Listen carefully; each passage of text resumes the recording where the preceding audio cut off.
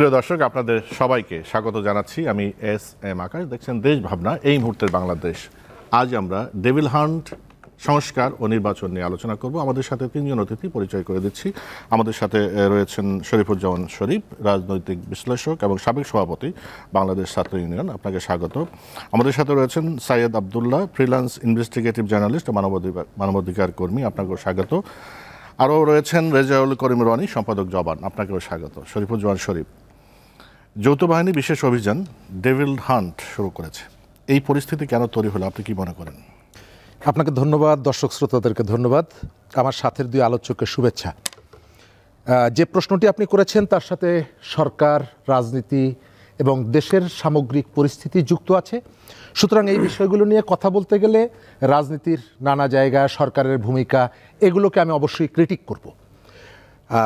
তবে ক্রিটিক করার ক্ষেত্রে আমি বলতে চাই যে আমি যে সমালোচনাটা করব এটি নিশ্চয়ই যাদেরকে আমরা পরাজিত করেছি আজ থেকে 6 মাস আগে, তাদের দৃষ্টি থেকে আমি এই সরকারকে দেখি না। আমি আমার এই গণঅভ্যুত্থানের একজন সমর্থক হিসাবে আমি আমার যন্ত্রণার কথা, স্বপ্নের কথা, স্বপ্নভঙ্গের বেদনার কথা আমি বলবো। বাংলাদেশের যে পরিবর্তনটা এসেছে 6 মাস আগে, এই পরিবর্তনের পেছনে মানুষের একটা দীর্ঘ স্বপ্ন ছিল। 15 বছর এবং তার আগেও নানা পর্যায়ে মানুষ যে নির্যাতিত হয়েছে, মানুষের মধ্যে যে ক্ষোভ ছিল, মানুষের মধ্যে যে যন্ত্রণা ছিল, বঞ্চনা ছিল, তার অনিবার্য পরিণতি ছিল গত আগস্ট মাসে। আমার কাছে 6 মাস পরে এসে মনে হচ্ছে যে সম্ভাবনাটা আমাদের ছিল, যে স্বপ্নগুলো আমাদের ছিল, সেই স্বপ্ন এবং সম্ভাবনার মধ্যে ব্যবধানটা তৈরি হয়েছে এবং ব্যবধানটা ক্রমশই বাড়ছে। আমি এখন সকালবেলা পত্রিকা খুললে 10,000 কোটি টাকা ব্যাংক থেকে লোপাট করে নেওয়ার তথ্য আমি পাই না। আমাদেরকে মানুষের জনজীবনের সংকট নিয়ে মন্ত্রী, এমপি, প্রধানমন্ত্রীর ঠাট্টা মশকরা আমি দেখি না। কিন্তু আমি বিভিন্ন জায়গায় যে মব ট্রায়ালের নামে মানুষকে নিষ্ঠুরভাবে পিটিয়ে মারার দৃশ্যটা দেখি। আপনি গণ অভ্যুত্থানের চেতনার থেকে দূরে সরে গিয়ে নতুন নতুন এজেন্ডা এই জায়গাটায় সেট করে দেওয়ার ঘটনা আমি দেখি, এবং এই ঘটনাগুলো আমাকে রক্তাক্ত করে, আমাকে বিক্ষুব্ধ করে, কখনো কখনো আমাকে কষ্ট দেয়। সরকার আইন শৃঙ্খলা রক্ষার জন্য যে পদক্ষেপগুলো এখন পর্যন্ত নিচ্ছে, আমি দেখতে পাচ্ছি যে এর ভেতর থেকে দুটো অংশ আছে। একটা হচ্ছে যে আমাদের আইন শৃঙ্খলা বাহিনীর তার সক্ষমতা সেইভাবে বাড়েনি। গত জুলাই আগস্ট মাসে তাদের যে ভঙ্গুর অবস্থা তৈরি হয়েছে, সেখান থেকে তারা ফেরত আসেনি। দ্বিতীয়ত, আইন শৃঙ্খলা বাহিনীর মধ্যে এখন পর্যন্ত যে অতীতের সরকারের যে ভূত, সেই ভূতটাও তারা যায়নি। বিভিন্ন দলকে সন্তুষ্ট করার জন্য যে ধরনের তাদের যে মানসিকতা ছিল সেটি এখনও আছে। গতকালকে বৈষম্য বিরোধী শিক্ষার্থীদের বিক্ষোভের মুখে গাজীপুরের পুলিশ সুপার যে কথাগুলো বলেছেন, এটাকে আমার কাছে খুব ভালো মনে হয়নি। তিনি সেখানে এসে যেভাবে ঘোষণা করছেন, যেভাবে কমিটমেন্ট করছেন, এর ভেতর থেকে পুলিশ প্রশাসনের যে চেন অফ কমান্ড আমি দেখতে পাচ্ছি যে ফেরত আনার জন্য যে ধরনের দৃঢ়তা দরকার, তার থেকে এক ধরনের বশ্যতা এবং আনুগত্য প্রকাশ করার প্রবণতা তাদের মধ্যে দেখেছি। তিনি এসে বলছেন, আপনারা আমাকে এখানে আসার সুযোগ করে দিয়েছেন, সুতরাং আমি এমন কাজগুলো করব আপনাদেরকে খুশি করার জন্য। নো, একজন পুলিশ কর্মকর্তার কোনো মবের কাছে তাদেরকে খুশি করার কাজটি তার না। তার কাজ হচ্ছে আইন অনুযায়ী তার বাহিনীকে পরিচালনা করা, এবং সেই কাজটি করতে গিয়ে যদি কোনো জায়গায় দেখা যায় যে পপুলিস্ট সিদ্ধান্ত তিনি নিতে পারছেন না, তিনি নেবেন না। তিনি খেয়াল রাখবেন পুলিশ বাহিনীর ভাবমূর্তি পুনরুদ্ধার করা এবং জনগণকে স্বস্তি দেওয়ার কাজ। গাজীপুরের যে ঘটনাটি ঘটেছে, এই ঘটনাটি অনাকাঙ্ক্ষিত, দুঃখজনক। গত কয়েকদিন ধরে, গত 6 মাস ধরে আমরা এই যে পরিবর্তনের যে আকাঙ্ক্ষাটা, সেই আকাঙ্ক্ষাটা আমরা দেখছি ডাইভার্ট হয়ে যাচ্ছে। গত 5-7 দিন ধরে বিভিন্ন জায়গায়, ইনক্লুডিং ধানমন্ডি 32 নাম্বার, যে ধরনের তাণ্ডব চলেছে, আমি কোনোভাবেই সেটাকে সমর্থন করি না। কেন করি না? করি না এই কারণে, আপনি একজন অপরাধীকে বিচার করার জন্য রাষ্ট্রের কতগুলো নিয়ম মেনে বিচারটা করতে হয়। আপনি সেই বিচারটা না করে, আমি ধরে নিচ্ছি যে আওয়ামী লীগের অসংখ্য অপরাধ আছে, তারা এখন পর্যন্ত তাদের সেই অপরাধের জন্য এখন পর্যন্ত তারা সরি বলেনি, তাদের মধ্যে অনুশোচনা নেই। আমাদের এখানে এই ধরনের ঘটনার সাথে যারা যুক্ত ছিল কে সরি বলেছে? ৭১ সালের যে জেনোসাইড তার সাথে যুক্ত যারা ৫৩ বছরে কি সরি বলেছে? না। এরশাদ ৯ বছর, যে ৯ বছরের প্রতিটা দিন ছিল এক একটি শহীদ দিবস। বাংলাদেশের বিভিন্ন জায়গায় নানা পদ্ধতিতে এই যে ছাত্রদেরকে হত্যা করেছে, এরশাদ কি সরি বলেছে? না। বিএনপির সময় অনেক দুঃখজনক ঘটনা ঘটেছে, তারা কি সরি বলেছে? না। শেখ হাসিনা যদি সরি বলে, আমি কি তার বিরুদ্ধে যে অভিযোগগুলো আছে আমি কি তাকে মাফ করে দিব, ক্ষমা করে দিব? নো। আমি মনে করি যে তাকে আইনের মুখোমুখি করা এবং সেই আইনের শাসন প্রতিষ্ঠার আগে আপনি যেভাবে আইন হাতে তুলে নিচ্ছেন, ঘোষণা দিয়ে এর বাড়িতে আগুন জ্বালিয়ে দিচ্ছেন, তার বাড়িতে ধ্বংস করে দিচ্ছেন, এর ভেতর থেকে আপনি যে কাজটি করছেন, রাষ্ট্র পরিচালনার জন্য সরকারের যে ডেডিকেশনটা থাকা দরকার, সেই জায়গায় রাষ্ট্র এবং জনগণের যে বাঁধনটা, সেটি ক্রমশ আপনি শিথিল করে ফেলছেন। অনেক ধন্যবাদ শরীফুজ্জামান শরীফ। আবার আসবো আমি সাইয়েদ আব্দুল্লাহ।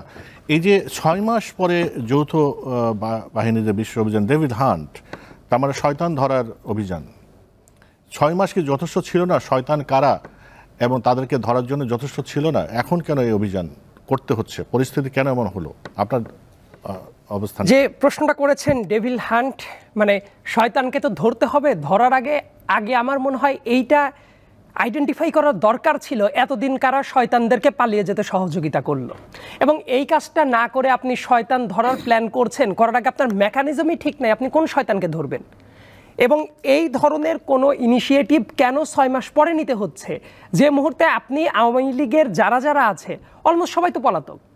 ভারতে এই মুহূর্তে যে পরিমাণ আওয়ামী লীগের এই পলাতক নেতাকর্মীরা গিয়ে জমা হয়েছে, তাদেরকে নিয়ে একটা পলাতক দল গঠন করা যেতে পারে। সেই পলাতক দল ভারতের লোকাল ইলেকশনে যদি পার্টিসিপেট করে, খুবই সম্ভাবনা আছে ওই ধরনের লোকাল ইলেকশনে এই পলাতক আওয়ামী লীগাররা জিতেও যেতে পারে ভারতে, কারণ আসলে তো তাদের রাজনীতি ওই পন্থেই।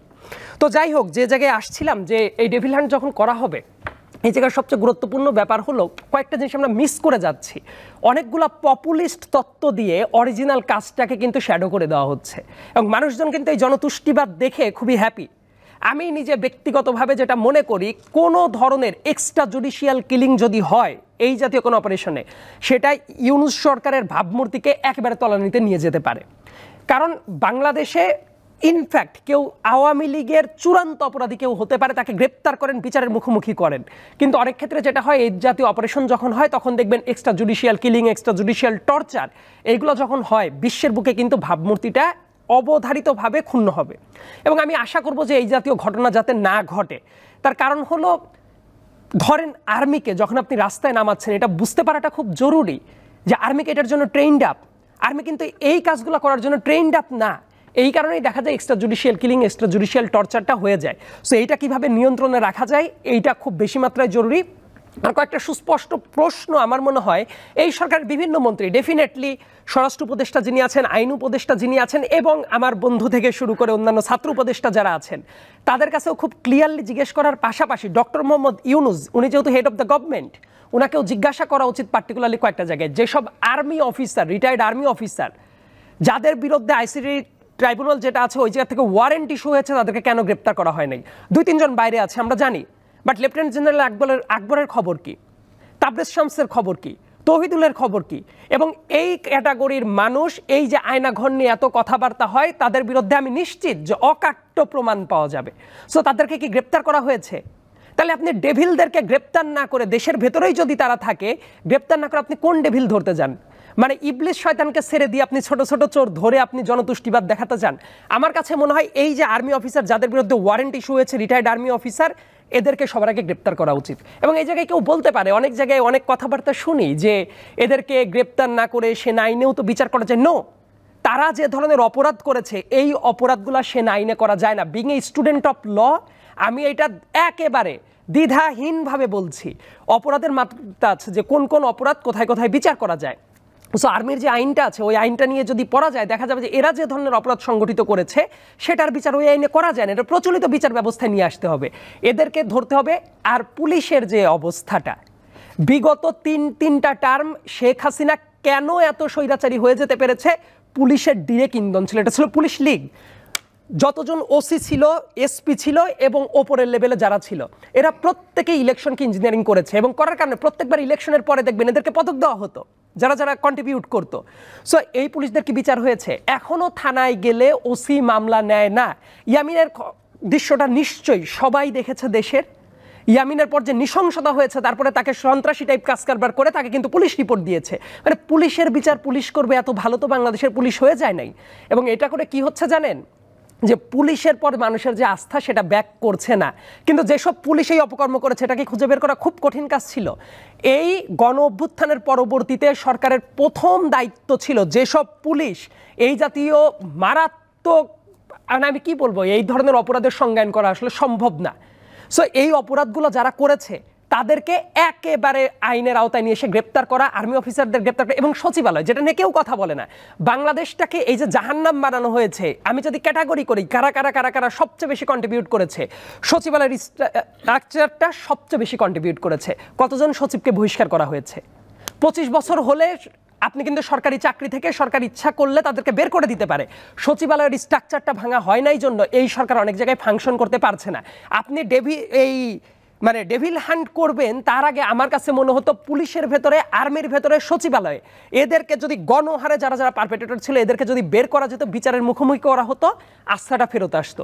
অনেক ধন্যবাদ রেজাউল করিম। রনি, আপনি কিভাবে দেখেন এই ডেভিল হান্ট অপারেশন? দেখেন, প্রথম কথা হলো প্রথমে ধন্যবাদ জানাই দর্শক শ্রোতা যে যেখান থেকে আমাদের অনুষ্ঠান শুনছেন, সবাইকে আমার সালাম এবং শুভেচ্ছা। সহ আলোচকরা অবশ্যই দুইজনই একই বিষয় নিয়ে আলোচনা করে ফেলছে অলমোস্ট। হ্যাঁ, তো মোটামুটি তাদের আলোচনায় কনসার্ন এবং ব্যাকগ্রাউন্ড চলেই আসছে। তো আমি একটা জায়গায় শুধু একটু অ্যাড করি সেখানে একটু অন্যভাবে, সেটা হলো দেখেন, মব নিয়ে আমরা কথা বলি। হ্যাঁ, শাহবাগে যখন একটা কৃত্রিম জনজাগরণ হইল, সেটাকে কি আমরা মব বলছিলাম?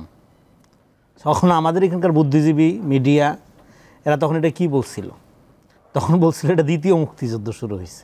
হ্যাঁ, তো এখন 32 নম্বরের ঘটনা পার্টিকুলারলি ধরেন, যখন এটা 5 তারিখে এই ঘটনাটা ঘটলো, 5 তারিখে ধরেন সারা দেশে এই আপনার অভ্যুত্থানকারী ছাত্র জনতার একটা ক্ষোভের বহিঃপ্রকাশ যখন ঘটলো, তখন কিন্তু 32 নম্বরে আগুন টাগুন দেওয়া হয়েছে এবং অন্যান্য জায়গায় দেওয়া হয়েছে। তো তখনকার কন্ডিশনটা একরকম ছিল, বিক্ষুব্ধ জনতা গণভবন ভাঙতেছে, করতেছে, সেটা এই ধরনের যে বিক্ষোভ আর মব। হ্যাঁ, এখন আপনি কোনটাকে মব বলতেছেন আর কোনটাকে বিক্ষোভ বলতেছেন, কে এটা ডিফাইন করতেছে, এটা খুব ইম্পর্টেন্ট। এই ডিফাইন করার মধ্য দিয়ে সন্ত্রাস এবং ন্যায় যুদ্ধের মধ্যে পার্থক্য হয়ে যায়। দেখেন, অন্যায়ের বিরুদ্ধে অন্যায়, ন্যায় যুদ্ধ। সন্ত্রাসের বিরুদ্ধে সন্ত্রাস, ন্যায় যুদ্ধ। তো এখন 32 নাম্বারটা হইলো, 32 নাম্বার যে ভাঙচুর করা হইলো, এটা কেন ভাঙচুর করা হয়েছে? যারা ভাঙচুর করছে তারা কি মনে করে এটা ইতিহাসের কেবলা, মন্দির বা গুরুত্বপূর্ণ জিনিস? না, তারা অভ্যুত্থান করছে ফ্যাসিবাদের বিরুদ্ধে, এবং 32 নাম্বারটা হলো একটা ফ্যাসিবাদের আইকন, একটা বেদি, এটা কেবলা বা মন্দির যাই বলেন। এবং পৃথিবীর ইতিহাসে একটা উদাহরণ কেউ দেখাক যে অভ্যুত্থানের পরে ফ্যাসিবাদের আইকন, কেবলা, তার মূর্তি, তার সিম্বলকে অভ্যুত্থানকারী শক্তি প্রোটেক্ট করছে, টিকায় রাখছে, কিন্তু সবসময় মাটিতে ধসায় দিছে, একদম মাটির সাথে মিশাই দিছে। এটাই ইতিহাস, সব জায়গায় কমন ফেনোমেনা। ফলে এইটাকে যে একটা ইস্যু বানানো হয়েছে, সেটা এতদিন পরে কেন বানানো হয়েছে এটা নিয়ে আলোচনা হতে পারে, কিন্তু এগুলো আনটাচ থাকবে, এগুলো আপনার প্রোটেক্ট করতে হবে। হ্যাঁ, দেখেন 32 নম্বর ঘটনায় কিন্তু ওই অর্থে জনহানি বা ধরেন কোনো পক্ষেরই, আওয়ামী লীগ বা তার বিরোধী কোনো পক্ষের মানুষের আপনার ধরেন যে ক্ষয়ক্ষতি হওয়া বা আক্রান্ত হওয়ার ঘটনা ঘটে না। ওটা সিম্বলিক আকারে, ওইটা ধরেন অনেকটা হলো যে ঘৃণা স্তম্ভ আঁকানোর মতো ব্যাপার আর কি, মানে ওইটা ঘৃণার প্রতীক আকারে, ওইটা ঘৃণার আপনার পীঠস্থান, এই জন্য ওইটা ভাঙতে গেছে ছাত্র জনতা। আর অন্যান্য জায়গায় যেগুলো আক্রমণ, পাল্টা আক্রমণ, এখন দেখেন 6 মাস পরেও যখন পাল্টা আক্রমণের ঘটনা ঘটে, তার মানে আমাদের কথাই তো ঠিক। আমরা যে বলতেছিলাম বাংলাদেশে আমরা এখন একটা লেট ফ্যাসিজমের মধ্যে আছি। এখনকার ফ্যাসিজমটা ফ্যাসিজম উইদাউট হাসিনা চলে গেছে, কিন্তু আপনার ফ্যাসিজমের সমস্ত রকম ইনস্ট্রুমেন্ট, সমস্ত রকম আপনার ফাংশনাল আপনার অথরিটিগুলো রয়ে গেছে, যেটা সাইদ আব্দুল্লাহ আলোচনা করলো, এই প্রতিষ্ঠানগুলো ক্যাটাগরিগুলি ধরে। তো এখন এগুলো থাকার পরে আপনি একটা গণতান্ত্রিক বাংলাদেশ যদি আশা করেন, সেটা তো হবে না। এখন এটাকে ডিসমেন্টাল করা, এটাকে মিনিমাইজ করা, ম্যানেজ করার জন্য যেই ধরনের প্রশাসনিক সংস্কারের বা প্রশাসনিক পুনর্গঠন, সংস্কার কথাটা তো আমি বলি না, পুনর্গঠনের পথে হাঁটার দরকার ছিল, সেটা হাঁটা হয়নি। সেটা কেন হাঁটা হয়নি? কারণ হলো এই সরকারটা এক অর্থে তো ধরেন অভ্যুত্থান, এই সরকারের অভ্যুত্থানকে রিপ্রেজেন্ট করে আমি তো 3 জন মাত্র দেখি, 3 জন ছাত্রকে দেখি। এর বাইরের যারা, তারা সরকারকে রিপ্রেজেন্ট করে, অভ্যুত্থানকে তো রিপ্রেজেন্ট করে না। তো ফলে সরকারের দিক থেকে আপনি যদি দেখেন, সরকারের মধ্যে আপনার এখন অভ্যুত্থানের স্পিডটা যদি টোটালি আপনার পুরা সরকারই হইতো, পুরা সরকারের মধ্যে যদি ফুল ফাংশনাল হইতো, তাহলে বাইরের এরকম একটা প্রেশার গ্রুপ দরকার হইতো না, নাগরিক কমিটি বলেন, বৈষম্য বিরোধী বলেন, বা আমরা যারা কথা বলি প্রেশার গ্রুপ হিসাবে।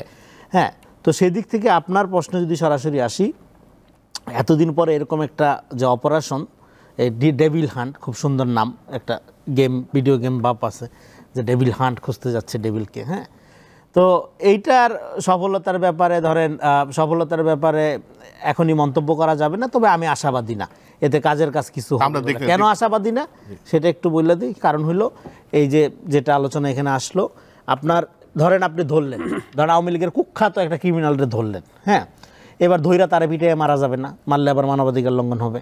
এবার ধৈরা তার বিচার করতে হবে, তাহলে আপনার বিচারের অবস্থার আগে ঠিক আছে? ও যে 5 কোটি টাকা ঘুষ দিয়ে এখানে জামিন পাবে না, তারপরে জেল হইলে তারপরে যে আদালতে বসে আপেল কমলা জুস খাবে না, এটা গ্যারান্টি আছে কোনো? শরীফুজ্জামান শরীফ, এখনকার যে ঘটনা পরম্পরাগুলো আপনি বলেছেন, সেখানে আমরা দেখেছি যে শেখ হাসিনার বক্তব্যের পরিপ্রেক্ষিতে যে 32 নম্বর ভাঙচুর এবং অন্যান্য অঞ্চল ভাঙচুর, এবং তার প্রেক্ষাপটে যৌথ বাহিনীর ডেভিল হান্ট। আমার এখন প্রশ্ন হলো যে শেখ হাসিনা যে তিনি ভারতে বসে বক্তব্য দিতে পারলেন, কিন্তু ভারতের আতিথেয়তা নিয়ে আছেন। এখন ভারত বলেছে তার ব্যক্তিগত, শেখ হাসিনা তার ব্যক্তিগত বক্তব্য, এই কথা বলে কি আসলে ভারত দায় এড়াতে পারে? ধন্যবাদ। তার আগে আমি একটু 2-3টা জায়গায় একটু জবাবটা দেওয়া দরকার। এই যে পুলিশের কর্মকর্তাদেরকে হত্যাকাণ্ডের জন্য গ্রেপ্তার করা হচ্ছে, আপনি কি তাদের বিচার করতে চান নাকি তাৎক্ষণিকভাবে বিচার কার্যকর করতে চান? যদি আপনি তার বিচার করে তার অপরাধের জন্য তাকে দণ্ড দিতে চান, তাহলে যে কেউকে আপনি ঘোষণা দিয়ে তার উপরে আইনের প্রয়োগটা করতে পারেন না। একটা সরকার যখন 5 তারিখ, 6 তারিখ, 7 তারিখের যে সরকারবিহীন যে অবস্থাটা আর এখনকার অবস্থাটা এক না। একটা সরকারের দায়িত্ব হচ্ছে যদি কোনো অপরাধী, চিহ্নিত অপরাধীও গ্রেপ্তার হয়, তাকে বিচারের মাধ্যমে আইনের মুখোমুখি করা, বিচার কার্যকর করা। আপনি খেয়াল করে দেখবেন যে আমাদের এখানে একটা বিরাট অংশ দেশের বাইরের থেকে গত 6 মাস ধরে বা তার আগেও যে কথাগুলো আমরা বলছি, এরা কেউই দেশের মধ্যে নেই, দেশের বাইরের থেকে বলে দিচ্ছে তার কর্মীদেরকে এটা করতে হবে, সেটা করতে হবে, অথচ তার সন্তানরা বাইরে আছেন। আপনি পাঠিয়ে দেন আপনার 2 সন্তানের একজনকে, তারা এসে মুখোমুখি হোক, কর্মীদের পাশে দাঁড়াক, করছে না কেউ। আবার আরেকটি অংশকে আপনি দেখবেন তারা দেশে আসেন না, দেশে থাকেন না, কিন্তু বাংলাদেশ নিয়ে অনেক কথা বলেন, নানা রকমের পরামর্শ দিচ্ছেন, এবং তারপরে অনেকগুলো ঘটনা ঘটছে। শাহবাগের যেটি বলা হয়েছে, শাহবাগের যে বিক্ষোভ থেকে কোনো বাড়িতে কিন্তু ঢিল ছোড়া হয়নি। বিক্ষোভের জায়গা থেকে মাত্র কয়েক গজ দূরে গোলাম আজম সাহেব, তিনি কিন্তু সেখানে চিকিৎসাধীন ছিলেন, আক্রমণ কিন্তু হয়নি। এই যে জায়গাটা, মবের কথাটা আমি এই কারণে বলছি, আপনি যে কোনো অভিযুক্তকে বিচার করার আগে রাষ্ট্রকে কতগুলো প্রসিডিওর মেনটেন করতে হবে, সেই প্রসিডিওর মেনটেন করে আপনি তাকে শাস্তি দেবেন। সরকার যে উদ্যোগগুলো নিয়েছে, কোনো কোনো জায়গায় সরকারের উদ্যোগের স্ববিরোধিতা আছে। আপনি যখন সরকারের জায়গায়, তখন কিন্তু আপনি নিজের জায়গা থেকে বলে দিতে পারবেন না যে আমি একে একে ধরব। আমরা এই সময়কালে চাই, ওই যে প্রশ্নটি এসেছে যে এই সরকারের সহযোগিতা নিয়ে, আকম মোজাম্মেল হক তিনি ভারতে বসে ইন্টারভিউ দিচ্ছেন পত্রিকায়, আর আপনি গত 3 দিন আগে পত্রিকায় বিজ্ঞপ্তি দিলেন এবং জানিয়ে দিলেন তার দেশ ত্যাগের উপরে নিষেধাজ্ঞা। এই যে স্ববিরোধিতার যে জায়গাগুলো, মানুষের সাথে এই যে মস্করাগুলো করা হচ্ছে, এটি কি আমাদের শেখ হাসিনার বিষয়টা জানতে চাচ্ছিলাম। শেখ হাসিনার বিষয়টি ভারতের সহযোগিতা ছাড়া শেখ হাসিনার পক্ষে এই কাজগুলো করা সম্ভব না। ভারতের পক্ষ থেকে যতই বক্তব্য দেওয়া হোক, এটি তার ব্যক্তিগত বিষয়। আমি মনে করি যে ভারত সরকার তাকে এই কাজগুলো করার জন্য সহযোগিতা করছে। কেন সহযোগিতা করছে? বাংলাদেশের 5ই আগস্ট শেখ হাসিনার পালিয়ে যাওয়াকে আওয়ামী লীগের পতনকে এখন পর্যন্ত ভারত তার নিজের পতন হিসাবে দেখছে। বাংলাদেশে সে মনে করত আওয়ামী লীগ সরকার হচ্ছে তার রিপ্রেজেন্টেটিভ অথবা তার এক্সটেনশন। সে বাংলাদেশের মানুষের থেকে আওয়ামী লীগ এবং সরকারের প্রতি তার সিম্প্যাথি, তার সাপোর্টটা বেশি ছিল। বাংলাদেশ এই জায়গাটায় যে দৃঢ়তা থাকা দরকার, সেই দৃঢ়তা এখন পর্যন্ত দেখাতে পারছে না। আমাদের সরকার এখন পর্যন্ত শুধু আশাবাদ ব্যক্ত করছে, কিন্তু সেই দেশে বসে তার এই যে কর্মকাণ্ডগুলো পরিচালনা করা, এর বিরুদ্ধে যতটা দৃঢ়তা দেখানো দরকার সেটি দেখাতে পারছে না। দ্বিতীয়ত, আপনি এই যে ভাঙচুর হানাহানির যে জন্য যে অভিযোগগুলো আনছেন, আমি আপনাকে জিজ্ঞেস করি, এখানে 88টা মাজার ভাঙা হয়েছে। এই 88টা মাজার কারা ভাঙলো? কেউ না কেউ এই জায়গায় উস্কানি দিয়েছে। তো এই যে 88টা মাজার ভাঙার জন্য আপনি কাকে দায়ী করছেন, কাকে ধরেছেন? এই পর্যন্ত 22 জনকে মাত্র ধরা হয়েছে। আপনি কি মনে করেন যে 22 জন মিলে 88টা মাজার ভেঙেছে? অর্থাৎ এখানে একটা অংশ আছে, যে অংশটা সরকারকে তার স্বাভাবিক কর্মকাণ্ডকে বাধাগ্রস্ত করতে চায়, বিতর্কিত করতে চায়, এবং এই যে গণ অভ্যুত্থানটা এটাকে ডাইভার্ট করতে চায়। এবং এই কাজটি করার কারণে আমাদেরকে নানাভাবে এই যে পরিবর্তনের যে আকাঙ্ক্ষাটা, সেটিকে এর ভেতর থেকে যে প্রশ্নবিদ্ধ হয়, আন্তর্জাতিক মহলের কাছে আমাদের এই যে আকাঙ্ক্ষাটা প্রশ্নবিদ্ধ হচ্ছে, এই জিনিসটা অনুধাবন করানো যাচ্ছে না। এবং যারা বাইরের থেকে খেলারামের মতন খেলে যাচ্ছেন, তারা বুঝতে পারছেন না যে এর ভেতর থেকে বাংলাদেশের ইকোনমির উপরে প্রভাব পড়ছে। আপনি যেটা জানেন যে আমাদের এখানে ইনভেস্টমেন্ট থেকে শুরু করে নানা জায়গায়, অর্থনীতির বিভিন্ন জায়গায় যে সংকটটা তৈরি হয়েছে, এই ঘটনাগুলো যখন বাইরের মানুষের কাছে যাচ্ছে, আন্তর্জাতিক মিডিয়া যাচ্ছে, বাংলাদেশের স্বাভাবিক যে অর্থনৈতিক গতি এবং ওই যে সংস্কার কার্যক্রম যেটা, সেটিও যে বাধাগ্রস্ত হচ্ছে। ইতিমধ্যে রাজনীতিবিদরা বলছেন যে এর ভেতর থেকে নির্বাচনী কার্যক্রমও বাধাগ্রস্ত হতে পারে।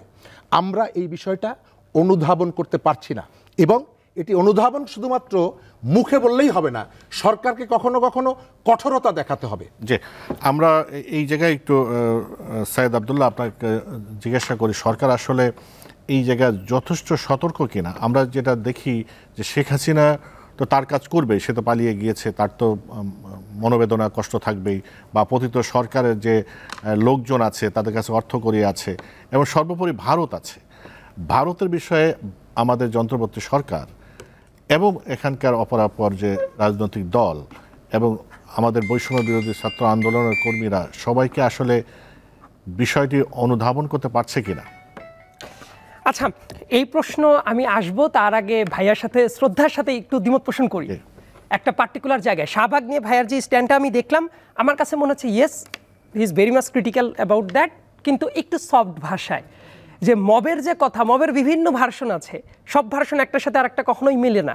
শাহবাগ অবশ্যই মব জাস্টিসে ছিল, কিন্তু অন্য একটা ভার্সনে। এবং ইন্টারেস্টিং ব্যাপারটা হলো, ওই যে কাউকে গিয়ে ধরে নাই, কিন্তু শাহবাগ এমন একটা কাজ করেছে যেটা ছিল নজিরবিহীন ঘটনা। আদালতের রায় যেটা হয়েছে, সে রায়কে আন্দোলন করে আইনটাকে চেঞ্জ করে তারপর আবার নতুন করে রায় দেওয়া হয়েছে, এটা নজিরবিহীন ঘটনা। এবং শাহবাগ মূলত যে কাজটা করেছে, বাংলাদেশের রাজনৈতিক যে বিভাজন, এইটাকে এমন একটা লেভেলে নিয়ে গেছে, ওই জায়গা থেকে আজও বাংলাদেশ আর একত্রিত হতে পারে নাই। সো শাহবাগের ওই জায়গাটা থেকে হালকাভাবে তো দেখার সুযোগই নাই, বরং বাংলাদেশে ফ্যাসিজমের এস্টাবলিশমেন্ট যেটা, অ্যাবসলিউটলি সেটা ছিল শাহবাগ থেকেই উৎপত্তি, এবং গভর্নমেন্টের ছত্রছায়াই তখন এটা বেড়ে উঠেছিল। এবং কালচারাল ফ্যাসিস্ট যারা ছিল, যারা এখন অনেক জায়গায় গলাবাজি করে, এমনকি ভাজা মাছটা উল্টে খেতে জানে না, এই 5 আগস্টের পরে তারা যেভাবে এটাকে কন্ট্রিবিউট করেছিল, বাংলাদেশের বিভাজনের জায়গাটা ওই জায়গা থেকে শুরু। কাজে ওই ব্যাপারটা আমি তো হালকাভাবে দেখতে রাজি না, বরং আমার কাছে মনে হয় বাংলাদেশের বিভাজনের সবচেয়ে বড় বাজে ইম্প্যাক্টটা ফেলেছিল ওই শাহবাগ। যাই হোক, এবং এই জায়গাতে আসে, আপনি যে মুহূর্তে বললেন যে হাসিনার কাজ হাসিনা করছে, সরকারকে এটা প্রোটেক্ট করতে পারছে কিনা, আমি যদি সহজ সরল ভাষায় বলি, উত্তর হলো পারছে না। হাসিনা যখন বারবার করে নিজের হোয়াটসঅ্যাপ কল ফাঁস করে ইন্ধন যোগাচ্ছে, যখন সে কথা বলছে, ভারতের মুখপাত্র আস্তে করে বলবে এর সাথে সরকারের যোগ নাই, কিন্তু এইটাকে এত লাইটলি সরকারের ডিল করা উচিত না। বরং ইন্ডিয়ার মাটিতে বসেই ইন্ডিয়ার মাটিতে বসে সে যেহেতু এই জাতীয় উস্কানি দিচ্ছে, অমুক জায়গায় আগুন ধরাও, তমুক জায়গায় এইটা করো, প্রতিরোধ করো, অবশ্যই পররাষ্ট্র মন্ত্রণালয় থেকে খুবই সিরিয়াস স্টেপ নেওয়ার দরকার ছিল।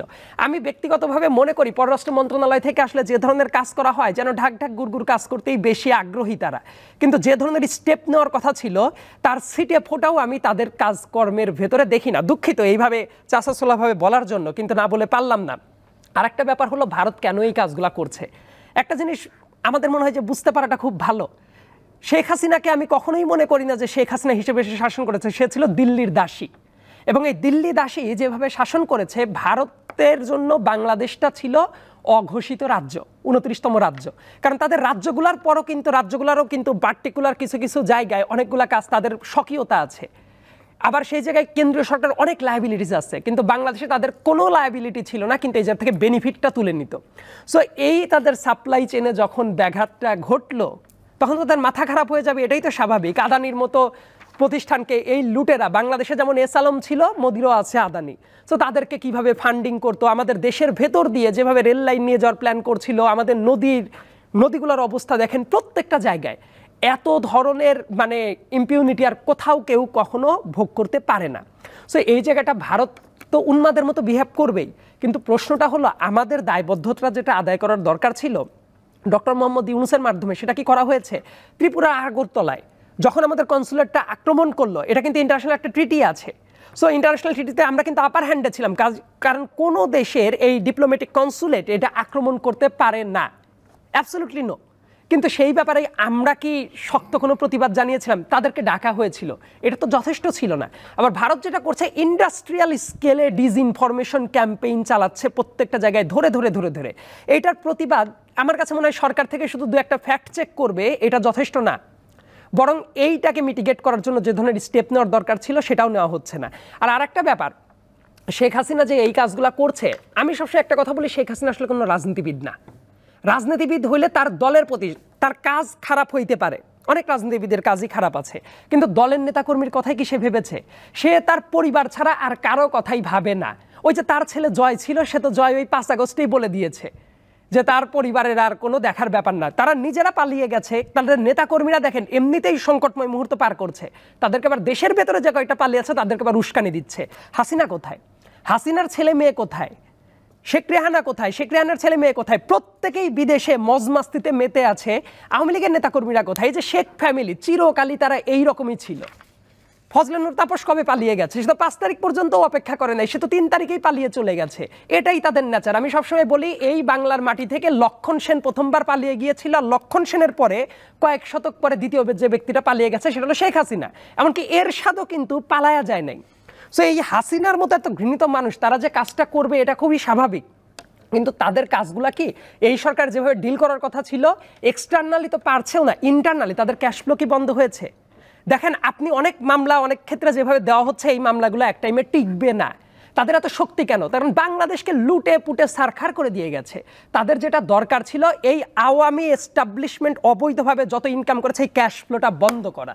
তাদের হাতে যদি টাকা থাকে তারা এই জাতীয় অস্থিরতা তৈরি করার চেষ্টা করবেই, এবং শুধুমাত্র এই যে দু একটা অপারেশন চালানো না, আওয়ামী লীগকে সিস্টেমেটিক ওয়েতে নিষিদ্ধ করতে হবে। যে এই বিষয়ে আপনার কাছে আবারও জানতে চাইব রেজাউল করিম রনি, আপনার কাছে যে প্রসঙ্গটা জানতে চাই, যে শেখ হাসিনা ভারতে বসে আছে, তার মানে ভারতের পরামর্শ ছাড়া তিনি কোনো কথা বলেন বলে মনে হয় শরীফ জামান শরীফ বলেছেন, কারণ তিনি তো তার আতিথেয়তায় আছে এবং তার প্রোডাক্ট, ভারতের প্রোডাক্ট তো শেখ হাসিনা, গণমাধ্যমে আপনারাই বলছেন সেটা। এখন প্রশ্ন হচ্ছে, ভারত আসলে যেটা করছে শেখ হাসিনাকে দিয়ে, এই যে তিনি একটা বক্তব্য দিলে, একটা উস্কানি দিল, এখানে যে অস্থিতিশীলতা তৈরি হলো, এটা কোনো ফাঁদ কিনা এবং সেই ফাঁদে আমরা পড়ে যাচ্ছি কিনা? ধন্যবাদ আবারও। আচ্ছা, ভাইয়ের শাহবাগের ব্যাপারে আমি রেসপন্স করতে চেয়েছিলাম, এটা সাইদ আবদুল্লাহ করে ফেলছে, তারপর আমার একটু ছোট্ট রেসপন্স করতে হবে, কারণ হলো যেহেতু আমি ওই সময়েই আমি একটা গুরুত্বপূর্ণ ভূমিকা পালন করছি বলে আমার বন্ধুরা মনে করেন এবং দেশের মানুষও মনে করেন। দেখেন শাহবাগে ঘটনাটা কি ঘটছে, সেটা হলো আমাদের এখানে ফ্যাসিবাদের যে সামাজিকীকরণ যেটা হয়েছে সেটা শাহবাগের মাধ্যমে হয়েছে, এবং শাহবাগে উনি বললো যে ওখান থেকে একটা ঢিলও ছোড়া হয় নাই, কথা সত্য, কিন্তু শাহবাগে যেটা করা হয়েছে এর মধ্যে জুডিশিয়াল কিলিংয়ের আয়োজন করা হয়েছে। স্কাইপের মতো আপনার রায়, যে কী বলে স্কাইপ কেলেঙ্কারির আপনার সেই বিখ্যাত রিপোর্ট আমরা জানি, সেই রায়গুলোকে ওভারলুক করে একটা জুডিশিয়াল কিলিং এখানে মঞ্চস্থ করা হয়েছে এবং ৭১-এর আওয়ামী বয়ানকে ৭১টাকে এটাকে একটা আওয়ামী মনোপলি ৭১-এর পরপরই করছে আপনার এক ধরনের ক্যালকেশিয়ান মুক্তিযুদ্ধের বাইরে থাকা, বিশেষ করে কলকাতার ওই পারে আশ্রয় নেওয়া, হ্যাঁ, বুদ্ধিজীবী লেখকদের দ্বারা মুক্তিযুদ্ধের একটা আওয়ামী বয়ান তৈরি হয়েছিল। এই জনযুদ্ধ যেটা আমরা বলি, এই জনযুদ্ধটাকে আওয়ামী যুদ্ধে রূপান্তরিত করছিল এবং সেই আওয়ামী যুদ্ধের এই ফ্যানাটিক ফ্যাসিস্টিক বয়ানটা শাহবাগের মধ্যে দেওয়া সামাজিকভাবে বিস্তার লাভ করে, যার ফলশ্রুতিতে আওয়ামী লীগ তার রেজিমটাকে একটা কমপ্লিট ফ্যাসিস্ট রেজিমে পরিণত করতে সক্ষম হয়েছে। ফলে শাহবাগের যে ডিপার কালচারাল ফিলোসফিক্যাল এবং ফ্যাসিস্টিক কালচারাল ফিলোসফির এবং কালচারাল ফ্যাসিজমের যে ম্যানিফেস্টো, এটা পৃথিবীর ইতিহাসে একটা ইউনিক কেস হিসাবে স্টাডি করার মতো ব্যাপার। হ্যাঁ, ফলে এইটার ভায়োলেন্ট ফেনোমেনাটা একদিন দুদিনে ঢিল দেওয়ার মতন, এর চেয়ে আরও ডিপার পুরা রাষ্ট্রীয় সামাজিক জীবনের আপনার ডেমোক্রেটিক মূল্যবোধের ১২টা বাজায় দিছে। তো যাই হোক, এখন আপনার প্রশ্ন যদি আসেন, দেখেন আওয়ামী লীগের লোকদের এখন একটা জিনিস দ্রুত আপনার সামনে আনা উচিত, সেটা হলো তারা বলে না দেশরত্ন, এত বড় রত্ন বাইরে ফেলাই রাখবে কেন? গরিব মানুষের দেশ, রত্ন দ্রুত ফেরত নিয়ে আসো। হ্যাঁ, তাদের এই দাবিটা তোলা উচিত। হ্যাঁ, যা তোমরা এখানে মারামারি কাটাকাটি না করিয়া তোমরা তোমাদের রত্ন ফেরত নিয়ে আসো, তারপরে তোমরা অ্যাক্টিভিটিতে নামো, দেখা যাক কী হয়। দেখেন, ভারতের ব্যাপারে বাংলাদেশের সম্পর্ক হাসিনা ভারতে থাকা পর্যন্ত এটার কোনো উন্নতি হবে না। ফলে ভারতের সাথে বাংলাদেশের সম্পর্ক, পার্টিকুলারলি ৫৪ বছরের এই শত্রুতার যে সম্পর্ক, ভারত আমাদের পরীক্ষিত শত্রু যেটা আমি বলি, তো এই পরীক্ষিত শত্রুতার প্রমাণ এখন ইন্ডিয়া তো প্রত্যেক মুহূর্তে দিচ্ছে হাসিনাকে বসায় রেখে। হাসিনাকে দিয়ে আপনি যে প্রশ্ন করলেন, সেটা ডিল করার জন্য আমাদের মনে হয় এই সরকারের তরফ থেকে, দেখেন আমরা যদি একটা কাজ করি, ধরেন রেগুলার করতাম, ধরেন ভারতে যেভাবে আপনার মুসলমানদেরকে গোমাংসের দায়ে, তারপরে ধরুন নামাজ পড়ার কারণে বা ইবাদতবন্দি করার জন্য যেভাবে মুসলমানদেরকে টার্গেট করে অত্যাচার করা হয়, হিউমিলেশনের শিকার ফেলানো হয়, এগুলো নিয়ে যদি আমরা একটা একটা করে বিবৃতি দিতাম, যেভাবে ধরেন আপনার মসজিদ গুড়াই দেওয়া হয়, যেভাবে মব তৈরি করা হয় মাইনরিটি কমিউনিটির উপর, সেগুলো নিয়ে যদি আমরা এরকম লেভেলে আপনার ক্যাম্পেনিং শুরু করতাম, ধরেন সাপোজ বিহারে আপনার এক মুসলমানকে গোমাংসের দায়ে পিটাইছে, সাথে সাথে ধরেন বাংলাদেশ সরকার এক বিবৃতি দিল যে এই যে মব জাস্টিস হচ্ছে, বিচার বৈধ হত্যা, আপনার কি বলে মানবাধিকার লঙ্ঘন হচ্ছে, হ্যাঁ, ফেথ ফ্রিডম নষ্ট হচ্ছে, তাহলে ঘটনাটা কী দাঁড়াইতো? এরকম ডেইলি ৫০০ বিবৃতি দিতে হইতো ভারতের জন্য। হ্যাঁ, মাথা নষ্ট হয়ে যেত। দেখেন, ভারতীয় হিন্দুত্ববাদী সমস্যাটা একটা গ্লোবাল সমস্যা। ভারত সারা দুনিয়াতেই এই বিশেষ করে মোদির এই যে মোদি এবং ভারতের যে ন্যাশনাল আপনার রাষ্ট্রীয় ইন্টারেস্ট, এই দুইটার মধ্যে একটা কনফ্লিক্ট আছে। এবং হাসিনা প্রশ্নে, বাংলাদেশ প্রশ্নেই কিন্তু ভারতের নীতির মধ্যে একটা ভালো বিভাজন আমরা দেখতে পাই। সেটা হলো, আপনি যদি ভারতের স্টেট ডিপার্টমেন্টের আচরণ দেখেন, তারা কিন্তু সেন্সেবল আচরণ করে, কারণ তারা জানে তাদের নেইবারহুড ফার্স্ট নীতিটা মানে কি, আগে প্রতিবেশীরা দমন করো, তাহলে দুনিয়াতে তারপরে আমরা সুপার পাওয়ার হওয়ার প্রতিযোগিতায় নামবো। ফলে অনেকে যে বলেন হ্যাঁ ভারতের এই যে নেইবারহুড ফার্স্ট মানে প্রতিবেশী প্রথম নীতির দিকে আগাচ্ছিল, এটা কিন্তু অনেক প্রশংসা করছিল কিছু স্টুপিড, মানে বিটুইন দ্য লাইন্স কি আছে সেটা না বুঝে অনেক স্টুপিড ইন্টারন্যাশনাল রিলেশনশিপের অফিসাররা, কি বলে অধ্যাপকরা পর্যন্ত বলছে। এটা বলছিলাম যে এই যে উস্কানি, এবং এখানে তার এখানে কোনো উস্কানি না রে ভাই, এখানে আমরা কোনো ফাঁদে পা দিচ্ছি, কোনো ফাঁদ না, এটা তো পরীক্ষিত শত্রু আপনার ৫৪ বছরের, আবার নতুন করে উস্কানি থেকে আসলো। ভারতকে আপনার ডিল করতে পারতে হবে। ভারতে হাসিনাকে রেখে বাংলাদেশ স্টেবিলিটি আসবে না, এটা একটা দুধের শিশুও বুঝে। এটা মানুষ বুঝতেছে না, উস্কানি হবে কেন, ফাঁদ হবে কেন, এটা আপনাকে ডিল করতে পারতে হবে। এটা বলতেছে অনেকে এটা ফাঁদ কেন, এটা এখন এটা ডিল করার ক্ষেত্রে সেটা কি শুধু সরকার একা না পারলে সমস্ত পলিটিক্যাল পার্টিগুলোর করতে হবে। এখন পলিটিক্যাল পার্টিগুলোর সাথে সরকারের একটা দূরত্ব, ধরেন পলিটিক্যাল, এখন দেখেন এই সরকার কি, এই সরকার যদি ব্যর্থ হয় তাহলে এটা সম্মিলিত ব্যর্থতা, এটা আপনি স্বীকার করতে হবে। কারণ এটা সমস্ত পলিটিক্যাল পার্টি, অভ্যুত্থানের শক্তি, আওয়ামী লীগ বাদে, ছাত্র তো শক্তি, হ্যাঁ, তো সব মিলাই আপনি এই সরকারটা বানাইছেন। এটা কীভাবে বানাইছেন, কীভাবে মিস্টেক হয়েছে, সেগুলো সব কিছু বাদ দিলেও তাহলে এটা তো সম্মিলিত সরকার, তাই না? এখন সরকারের আপনি ধরেন সমালোচনা আমরাও করতেছি, কিন্তু সেই সমালোচনাটা কি? সেই সমালোচনাটা হলো আপনি আপনার সন্তানকে শাসন করবেন না, কিন্তু তাই বলে কি ওরা গাজার পুটলা ধরাই দেবেন যে ঠিক আছে বাবা গাজা খাও, তোমার মন ভালো না থাকলে খাবা, অসুবিধা নেই, মাইনে নিব, তা তো না। তখন আপনি থাপড়াবেন তারে ধইরা, তো আপনি রিহেবে দিবেন প্রয়োজনে, তো আপনি শাসনও করবেন, তাকে লাইনেও রাখবেন, কারণ হলো পুরা ডেরেল হওয়ার আগেই তো তাকে আপনি শাসন করবেন, তাই না? তো সেই জায়গার থেকে এখন এই পলিটিক্যাল পার্টিগুলো তারা এই যে ধরেন আপনি বিশৃঙ্খলার কথা বলতেছেন, ইসের কথা বলতেছেন, তাহলে আপনি পলিটিক্যাল পার্টিগুলোকে ইমিডিয়েট ডাকেন। আপনি সামাজিক স্তরে যে শৃঙ্খলা ফিরাবেন, এটা তো আপনি আইন শৃঙ্খলার অবস্থায় দেখেন। পুলিশ আপনি সংস্কার এখনও ঠিক করতে পারেন নাই, আপনার জুডিশিয়ারির অবস্থা কোনো কিছুই তো আপনার ঠিক হয় নাই। তো আপনি সামাজিক শৃঙ্খলা ফিরাবেন কিভাবে? ফিরাবেন পলিটিক্যাল পার্টিগুলোকে দিয়ে। তো এখন আপনি যদি ক্ষমতায়, এই সরকার যদি পলিটিক্যাল পার্টিগুলোর সাথে দূরত্বই তৈরি করে ফেলে, তাহলে তো হবে না। দেখেন এখন ছাত্রদেরকে যে হত্যা করা হচ্ছে, জুলাইয়ের পরে এই অভ্যুত্থান নিয়ে পার্টিকুলারলি আমাদের গর্বিত হওয়ার কোনো কারণ নেই, কারোর কোনো গর্বিত হওয়ার কোনো কারণ নেই। কেন? আমরা আমাদের সন্তানদের প্রোটেক্ট করতে পারি নাই। বাচ্চা বাচ্চা ছেলেদের গুলি করে মারছে। এটা কোন ধরনের রাজনৈতিক ব্যবস্থা আপনার? এখন আপনি গর্ব করেন অভ্যুত্থান হয়েছে, এটা গর্বের ব্যাপার, এটা তো লজ্জার ব্যাপার। 54 বছর পরে আপনি আপনার বাচ্চাদের প্রোটেক্ট করতে পারেন, এবং অভ্যুত্থানের পরে এখনও বাচ্চাদেরকে মারা হচ্ছে। আমি তো মনে করি বাংলাদেশের দল মত নির্বিশেষে সমস্ত মানুষের এই 6 মাস পরে এই যে কেউ আছে, এই যে বিশৃঙ্খলা, ঐক্যের একটা নতুন ক্ষেত্র তৈরি হয়েছে, সুযোগ তৈরি হয়েছে। যে কোনো মূল্যে আমাদের বাচ্চাদের আমাদের প্রোটেক্ট করতে হবে।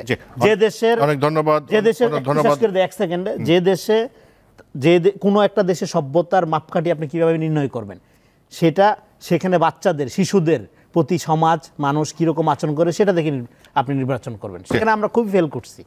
অনেক ধন্যবাদ। আমরা একদম শেষ পর্যায়ে একটা প্রশ্ন করি সবাইকেই সংক্ষেপে, সেটা হলো যে এই যে কর্তৃত্ববাদী পতিত সরকার, যাদের হাতে এত লোক প্রাণ দিয়েছে, লুটপাট করেছে, ধ্বংস করেছে, এদের কেউ কেউ গ্রেপ্তার হয়েছে এবং নতুন করে অভিযান শুরু হয়েছে, কিন্তু প্রশ্ন হলো তাদেরকে যে বিচার করা হচ্ছে, শুরু হয়েছে, সেইটা আসলে দৃশ্যমান হচ্ছে কিনা?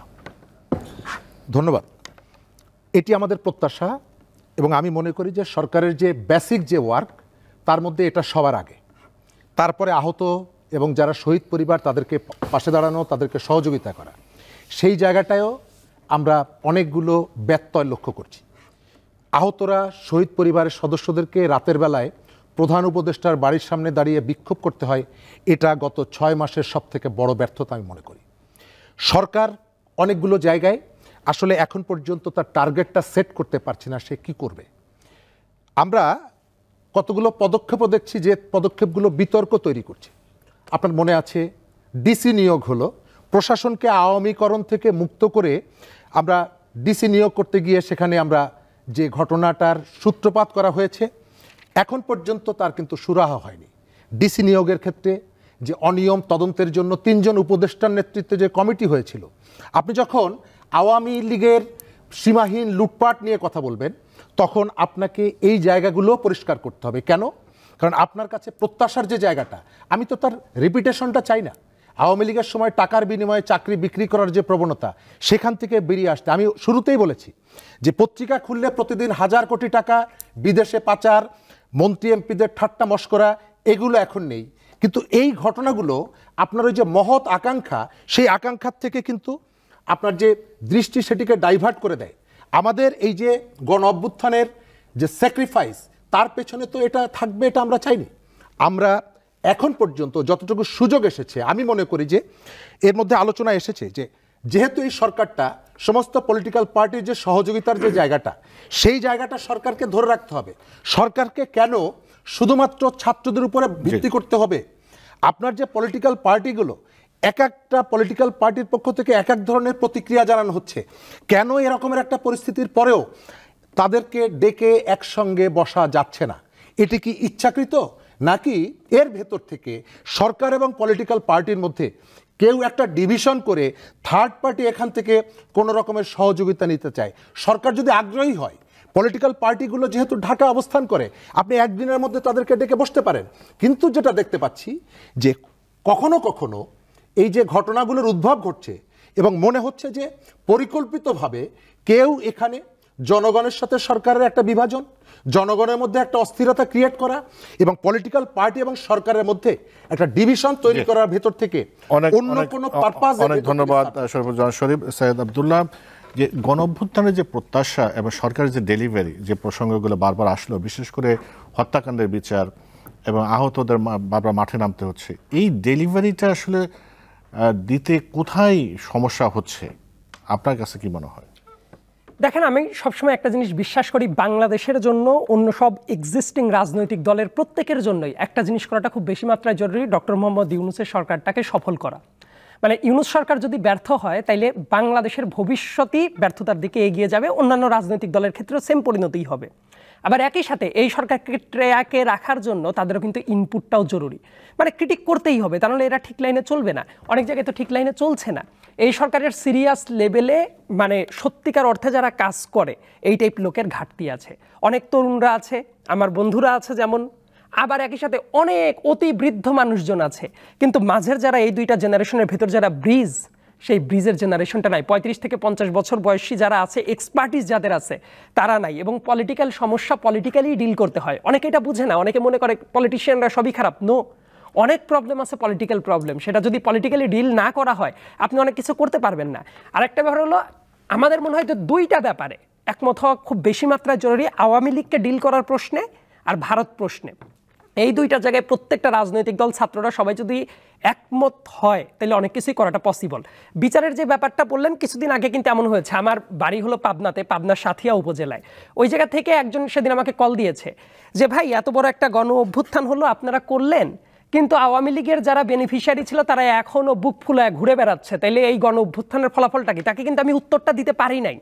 এই জাতীয় কাজ প্রত্যেকটা জায়গাতে হচ্ছে। 572 জনকে গ্রেপ্তার করা হয়েছিল, আনরিপোর্টেড, তাদেরকে ছেড়ে দেওয়া হয়েছে। ওই যে পুলিশ তদন্তে ঘাপিলতি করছে, তারপর বিভিন্ন কোর্টে যখন যাচ্ছে, বিভিন্ন সিস্টেম করে তারা বের হয়ে আসছে। দেখেন, আওয়ামী লীগকে ডিল করতে হবে খুব সিরিয়াসলি। তাদের যে ধরনের অপকর্ম, অনেকে মনে করে এক্সিকিউটিভ অর্ডারে তাদেরকে ব্যান করে দেওয়া উচিত। আমি আওয়ামী লীগের বিরুদ্ধে সিরিয়াস স্টেপ নিতে আমার মতামত থাকবে, কিন্তু সেটা কোন পদ্ধতিতে? জুডিশিয়াল প্রসেসের মাধ্যমে।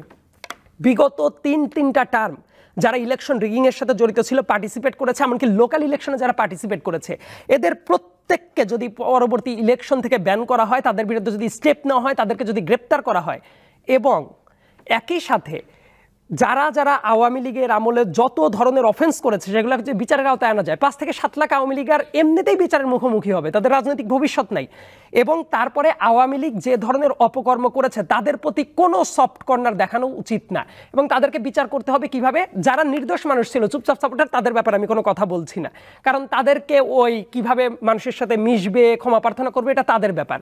এবং এই দলগুলোর একটা ব্যাপারে সিদ্ধান্ত নেওয়া উচিত যে আপাতত ইলেকশনে যাতে এইভাবে তারা অংশগ্রহণ না করতে পারে, এবং পরবর্তীতে যখন সংসদ ব্যাক করবে, সংসদীয় প্রসেসের মাধ্যমে, এবং গণভোটের সিস্টেমটা যেহেতু ব্যাক করেছে পঞ্চদশ সংশোধনীর মাধ্যমে, জানেন এটা কোর্টের রায়ের মাধ্যমে ব্যাক করছে, এটাকে গণভোটে নিয়ে যেতে হবে যে আওয়ামী লীগের এক্সিস্টেন্স থাকবে কিনা। এই কয়েকটা ব্যাপার যদি নিশ্চিত করা যায়, আহতদের চিকিৎসা, এবং মানুষ ন্যূনতম কি চায়?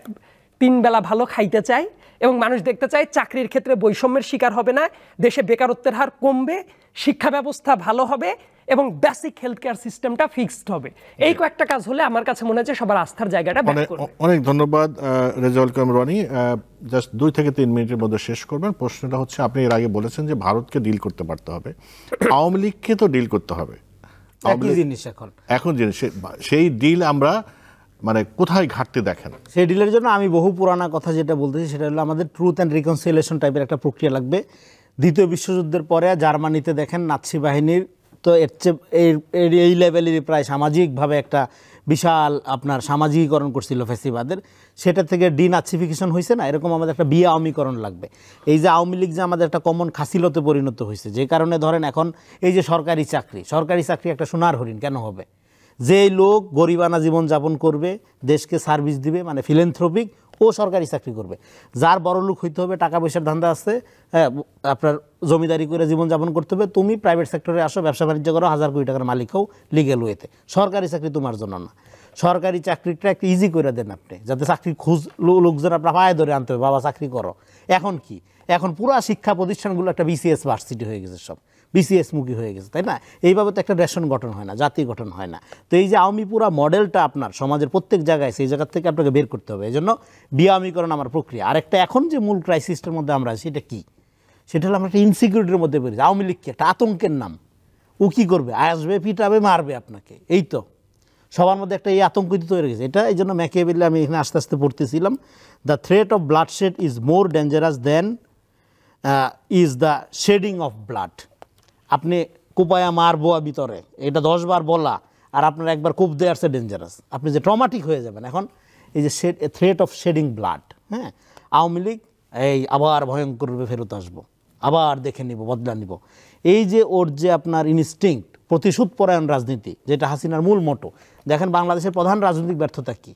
আওয়ামী লীগকে একটা রাজনৈতিক সংগঠন মনে করা আমাদের, তাই না? হাসিনার এজেন্ডাটা আর পরিষ্কার ছিল, উনি কিন্তু ঘোষণা দিয়েই আসছে প্রতিশোধ নেওয়ার জন্য আমি বাংলাদেশের ক্ষমতা নিতে চাই, তাই না? সেটা মানুষের বুঝতে পারা উচিত ছিল। এই যে কান্নাকাটি করা, নির্বাচনে আসলে পট্টি লাগাইয়া ঘোরা, হ্যাঁ, মাইরা কেন্দ্রা জেতার যে অবস্থা, না সেই জায়গার থেকে জনগণ প্রতারিত হয়েছে আওয়ামী লীগের দ্বারা। তো সেই জন্য আমাদের টোটাল আওয়ামী প্রক্রিয়ার মধ্যে থেকে বের হইতে হবে। 5 তারিখের অভ্যুত্থানটা, জেনজির অভ্যুত্থানের এসেন্সটা কি? এসেন্স হলে আপনার একটা সিটিজেনারি রাজনীতি লাগবে। এই ট্রাইবাল পলিটিক্স থেকে আপনার বের হইতে হবে। হ্যাঁ, গোত্রভিত্তিক, সম্প্রদায় ভিত্তিক, দল ভিত্তিক পলিটিক্স করা যাবে না। আপনি নাগরিক, বিএনপি, জামাত, অন্য যে পার্টি করেন, আপনি রাষ্ট্রকে অ্যাকাউন্টেবল করতে পারবেন। রাষ্ট্র দায়বদ্ধ থাকবে। আগে কি হইতো? নাগরিকরা রাষ্ট্রের প্রতি দায়বদ্ধ থাকবে। নো, নাগরিকরা থাকবে স্বাধীন। এবং আমরা জানি ফ্রিডম ইজ নট ফ্রি নাওএডেজ। ফ্রিডমের সাথে রেসপন্সিবিলিটি জড়িত। হ্যাঁ, এবং রেসপন্সিবল আচরণ কোনো আওয়ামী লীগ করতে পারে না, কারণ আওয়ামী লীগ মনে করে এটা তার জমিদারি, আপনি ওরা ক্ষমতা দিলেও ফ্যাসিবাদ কায়েম করবে। ফলে এটা ক্লাসিক্যালি বাই নেচার একটা ফ্যাসিস্ট আইডিয়া। সংগঠন না, ফ্যাসিবাদের কোনো রাজনীতি থাকে না, থাকে একটা দানবীয় সংগঠন। এটা বারবার বলতেছি, মানুষকে বুঝতে হবে যে তার নফসানিয়াতের মধ্যে যে আওয়ামীকরণ হয়েছে, তার খাসিলতের যে আওয়ামীকরণ হয়েছে, সেই জায়গাতে আত্মশুদ্ধি লাগবে আমাদের।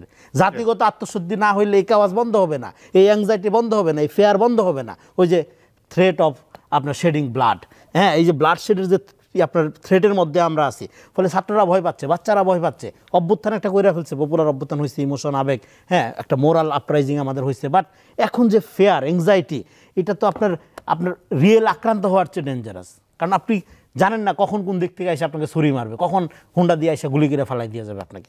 ফলে এটা তো টোটাল নেশনকে আপনার হিলিং করতে হবে। এটা না করতে পারলে আপনার ন্যাশনাল ইউনিটিও তৈরি হবে না, পলিটিক্যাল আপনার এই ডেমোক্রেটিক ট্রান্সফরমেশনও করবে না। সেক্ষেত্রে পলিটিক্যাল পার্টিগুলোকে অগ্রণী ভূমিকা পালন করতে হবে। 5 তারিখের আগ পর্যন্ত 54 বছরের রাজনৈতিক ফেলোরকে আমাদের একটা ভালো রকম আপনার এটা খতিয়ানটা নিতে হবে আমাদের সমস্ত পলিটিক্যাল পার্টিগুলোর করে। হ্যাঁ, আমরা উই আর ভেরি সরি, আমরা আমাদের বাচ্চাদের প্রোটেক্ট করতে পারি নাই, কিন্তু বাচ্চারা নিজ দায়িত্বে বিদায় পৃথিবী বলে বন্দুকের সামনে দাঁড়াইছে, একটা রাজনৈতিক স্বাধীনতা অর্জনের সুযোগ করে দিয়েছে। এটাকে প্রোটেক্ট করতে হবে, করে রিয়েলি একটা গণতান্ত্রিক নাগরিক ভিত্তিক বাংলাদেশের, নট জনগণ ভিত্তিক, নাগরিক ভিত্তিক একটা বাংলাদেশের সূচনা আমাদের করতে পারতে হবে। অনেক ধন্যবাদ আজ এ পর্যন্ত। শরীফুজ্জামান শরীফ, আপনাকে অনেক ধন্যবাদ। সাইয়েদ আব্দুল্লাহ, আপনাকে অনেক ধন্যবাদ। রেজাউল কামরানি, অনেক ধন্যবাদ। প্রিয় দর্শক, আপনাদেরকেও ধন্যবাদ। আজ এ পর্যন্তই।